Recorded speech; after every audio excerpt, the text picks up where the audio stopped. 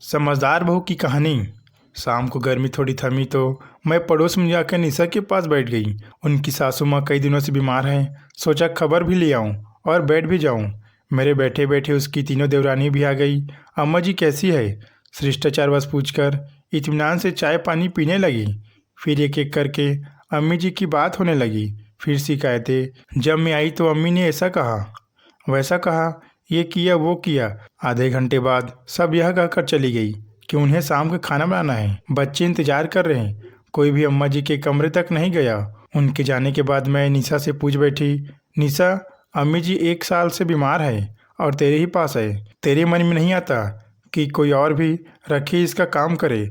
माँ तो सबकी है। उसका उत्तर सुन के मैं जड़ सी हो गई। वह बोली, बहन जी मेरी सास 7 बच्चों की माँ है। अपने बच्चों को पालने में, उसको अच्छी ज़िंदगी देने में कभी वो अपने सुख की परवाह नहीं की। सबकी अच्छी तरह से परवरिश की। ये जो आप देख रही हो ना, मेरा घर, पति, बेटा, शान शौकत सब मेरी सासू माँ जी की ही देन है। अपनी अपनी समझ है। मैं तो सोचती हूँ इन्हें क्या क्या खिला पिला दूँ, कितना सुख दूँ। मेरे बेटी बेटा अपने दादी माँ के पास सुबह शाम बैठते हैं। उन्हें देखकर वो मुस्कुराती है। अपने कमज़ोर हाथों से उनका माथा, चेहरा और शरीर सहलाकर उन्हें जी भर दुलार देती है।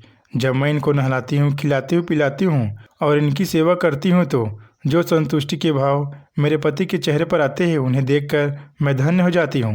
मन में ऐसा एहसास होता है जैसे दुनिया का सबसे बड़ा सुख मिल गया हो। और फिर वह बड़े उत्साह से बोली, एक बात और है, ये जहाँ भी रहेगी घर में खुशहाली ही रहेगी।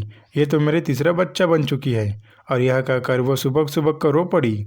मैं इस जमाने में उसकी यह समझदारी देखकर हैरान थी। मैंने उसे अपनी छाती से लगाया और मन ही मन उसे नमन किया और उसकी सराहना की कि कैसे कुछ नहीं स्वार्थी और अपने ही लोग तरह तरह के बहाने बना लेते हैं तथा अपनी आज़ादी और ऐसो अयास के लिए अपनी प्यार या ममता की मूर्त को ठुकरा देते हैं। दोस्तों, यह वीडियो कैसा लगा कमेंट बॉक्स पर ज़रूर बताएं।